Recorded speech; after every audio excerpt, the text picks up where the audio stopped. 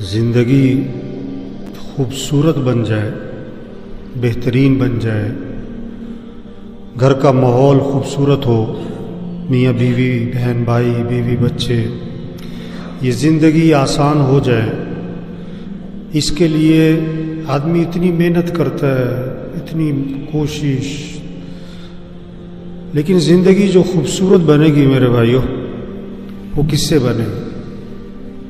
آپ صلی اللہ علیہ وسلم نے فرمایا سب سے زیادہ وزنی چیز قیامت کے دن ترازو میں، نیکیاں برائیاں تولی جائیں گی تو سب سے وزنی نیکی کیا ہوگی؟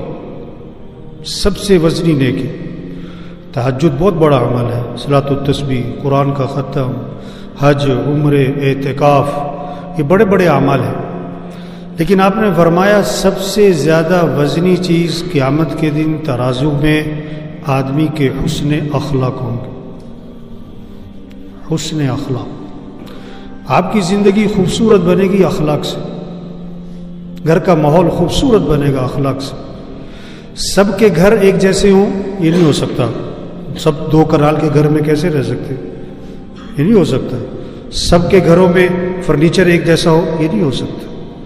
سب کے گھر بڑے بڑے ہوں شاندار یہ نہیں ہو سکتا، لیکن سب کے گھر خوبصورت بن سکتے ہیں اگر اخلاق اچھے بنا رہے، اخلاق اچھے بنا رہے۔ آپ نے فرمایا قیامت کے جنت میں میرے قریب کون ہوگا؟ جنت میں میرے قریب کون ہوگا؟ فرمایا جس کے اخلاق اچھے ہوں، جس کے اخلاق اچھے ہوں۔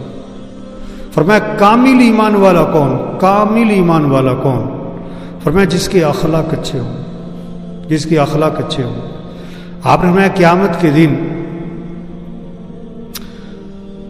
میری امت کا مفلس کون ہے؟ مفلس، ایک حدیث میں آپ نے فرمایا کہ میری امت کا مفلس کون ہے؟ تمہیں پتہ ہے؟ اللہ کے نبی نے فرمایا تمہیں پتہ ہے میری امت کا مفلس کون ہے؟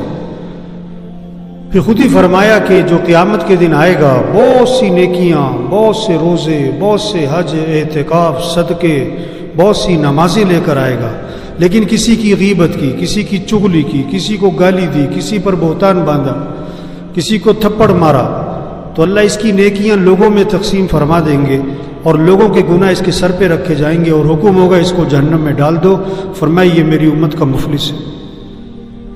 آج ہمارے معاشرے میں اخلاق بگڑے ہوئے، اخلاق بگڑے ہوئے، اس لیے گھروں میں لڑائیاں ہیں، میاں بیوی میں لڑائیاں ہیں، چچا بھتیجا بھانجا ماموں خالہ، بول چال بند ہے، ایک گھر میں رہتے ہیں، بھائی بھائی بات نہیں کرتے۔ توبہ توبہ توبہ توبہ۔ کپڑوں کو کتنا صاف کرتے ہیں، گھروں کو صاف کرتے ہیں، ٹائل صاف کرتے ہیں، شیشہ صاف کرتے ہیں، بھائی اپنے دلوں کو صاف کرو، دلوں کو صاف کرو۔ آپ صلی اللہ علیہ وسلم نے فرمایا ابھی جو شخص داخل ہونے والا ہے یہ جنتی ہے۔ صحابہ تشریف فرمائے اور اللہ کے نبی کیا فرما رہے ہیں؟ ابھی جو داخل ہوگا نا جنتی ہے۔ سب کی نظریں اٹھی کہ کون آتا ہے، ایک صحابی داخل ہوئے، دوسرے دن فرمایا ابھی جو شخص داخل ہونے والا ہے جنتی ہے، پھر نظریں اٹھی کہ آج کون آتا ہے، وہی صحابی داخل ہوئے، تیسرے دن فرمایا ابھی جو شخص داخل ہونے والا ہے جنتی ہے، پھر نظریں اٹھی کہ آج کون داخل ہوتا ہے، تو تینوں دن وہ ایک ہی صحابی داخل ہوئے۔ 3 دن جنتی ہونے کی بشارت دی اللہ کے نبی نے۔ ایک صحابی ان کے گھر گئے کہ رات کو میں آپ کے یہاں رہنا چاہتا ہوں، مقصد کیا تھا کہ میں دیکھوں کون سا عمل کرتے ہیں کہ جنتی ہونے کی بشارت ملی۔ ساری رات کیا دیکھا؟ سو رہے ہیں، فجر میں اٹھ گئے، سو رہے ہیں، فجر میں اٹھ گئے۔ 3 راتیں دیکھا کون سا عمل کرتے ہیں، سو رہے ہیں، فجر میں اٹھ گئے۔ 3 دن بعد ان سے بات کی کہ بھائی میں تو آپ کا عمل دیکھنا چاہتا تھا، 3 دن آپ کو جنتی ہونے کی بشارت ملی، مجھے کوئی خاص عمل نظر نہیں آیا، کس وجہ سے جنتی ہونے کی بشارت ملی؟ انہوں نے کہا جو تم نے دیکھا بھائی یہی ہے بھائی۔ ہاں ایک بات ہے میری زندگی میں، ایک بات ہے، کیا؟ کہ میں اپنا دل ہر مسلمان سے صاف رکھتا ہوں، میں اپنے دل میں کھوٹ نہیں رکھتا، بغض کینہ نہیں رکھتا، حسد نہیں کرتا کسی پر۔ فرمایا ہاں یہی وہ عمل ہے جس کی وجہ سے جنتی ہونے کی بشارت ملی۔ اور اگلی بات فرمائی کہ ہے بڑا مشکل کام، دل صاف رکھو، دل صاف رکھو، اخلاق اچھے بنائیں، گھروں کا ماحول خوبصورت بنے گا، آپ کے دفتروں کا ماحول، مارکیٹوں کا ماحول، خاندانوں میں، میاں بیوی میں، بہن بھائیوں میں، بیوی بچوں میں، ہاں چھوٹے بڑوں میں ایک خوبصورت ماحول بنے گا. اخلاق اچھے بن، نرمی پیدا کرے، اپنے اندر نرمی پیدا کرے. آج غصہ بہت چڑھا ہوا ہے لوگوں. ایک صحابی نے عرض کیا حضور مجھے نصیحت فرمائیں، تو آپ نے کوئی لمبا چوڑا بیان نہیں فرمایا، آپ نے ایک چھوٹا سا جملہ ارشاد فرمایا، فرمایا اپنے غصے پہ قابو پاؤ، نصیحت ختم. عرض کیا حضور کچھ اور نصیحت فرمائیں، فرمایا غصے پہ قابو پاؤ. عرض کیا حضور کچھ اور نصیحت فرمائیں، فرمایا غصے پہ قابو پاؤ. عرض کیا حضور کچھ اور نصیحت فرمائیں، فرمایا غصے پہ قابو پاؤ. ایک ہی جواب. آپ نے فرمایا پہلوان وہ نہیں ہے جو کسی کو اٹھا کے پھینک دے، فرمایا پہلوان وہ ہے جو غصے کے وقت میں اپنے نفس پہ قابو پا لے. غصے کے وقت میں اپنے نفس پہ قابو پا لے. غصہ نہ آنا کمال نہیں ہے. ایک آدمی کو غصہ آتا ہی نہیں، یہ کوئی کمال کی بات نہیں، بلکہ دیکھنے کی بات ہے کہ بیچارے کو مسئلہ کیا ہے. غصہ آئے اور برداشت نہ رہے، قابو میں نہ رہے، یہ ہے. غصہ آئے گا قابو کرو، غصہ آئے گا قابو کرو. روزانہ بہت سی باتیں آپ کے گھر میں، آپ کے دفتر میں، بازار میں بہت سی باتیں طبیعت کے خلاف آئیں گی. صبر، برداشت، غصے کو قابو، غصے کو قابو کرو. آپ صلی اللہ علیہ وسلم نے فرمایا جس آدمی کو غصہ آیا اور وہ غصہ نکالنے پر قادر تھا لیکن غصے کو پی گیا، اللہ قیامت کے دن جنت کی حوریں اس کے سامنے کھڑی کر دیں گے اور فرمائیں گے جو پسند ہے لے لے اس میں سے. کس بات پر؟ غصہ پینے پر. غصہ پینے پر برداشت کرنا سیکھے. کتنے میاں بیوی کے جھگڑے، ساس بہو کے جھگڑے، بھائی بھائی کے جھگڑے، 2 سال جیلوں میں، 4 سال جیلوں میں، 10 سال کچہریوں میں، تھانوں میں، پنچایتیں ہو رہی ہیں، 15 سال بول چال بند ہے. کیا ہے؟ غصہ، برداشت نہیں.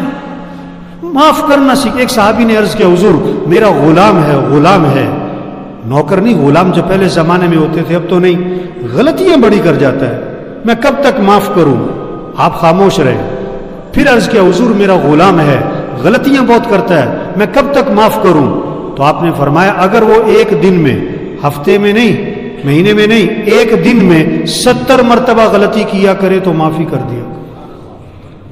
70 مرتبہ ایک دن میں تو معافی کر دیا.